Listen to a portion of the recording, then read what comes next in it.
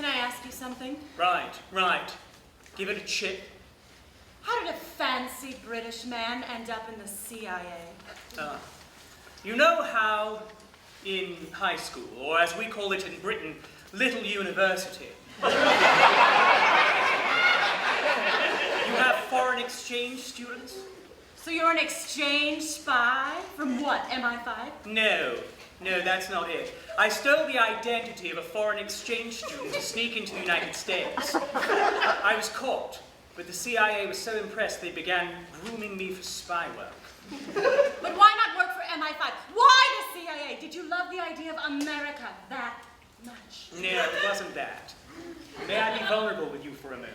Yes, of course. We're spies. Not rocks. It was never my intention to become a spy. I intended to become a cobbler like my father and my father's father. But then I met her. She was 10 years older. My history teacher at Little University. She had hair that demanded a breeze, and she had eyes that could stop a train and send it back to the station. At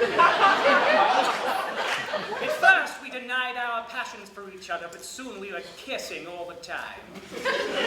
Or as we call it in Britain, we were engaging in lip hellos. I was certain we were going to be married, or as we call it in Britain, tumbly-wumble. But one day she came to my flat, which is British for apartment. She had just taken a job in America and had to leave immediately. She wouldn't tell me what the job was, but she demanded that I find her. She gave me a tiny statue of an eagle and told me to meet her in a month at the Washington Big Stick, or as it's known in America, the Washington Monument. We lip-helloed again, so intensely that for a moment, the power in my flat, which, just as a reminder, is British for apartment, went out. When the lights came back on, she was cold. I set out immediately, planning my escape to America. Long story short, I made it to the Big Stick, and I saw her. She was radiant, a beauty. We hugged, we kissed. She whispered into my ear, "I am in the CIA, which, as you may not know, is just like the MI5. Would you like to be in the CIA?"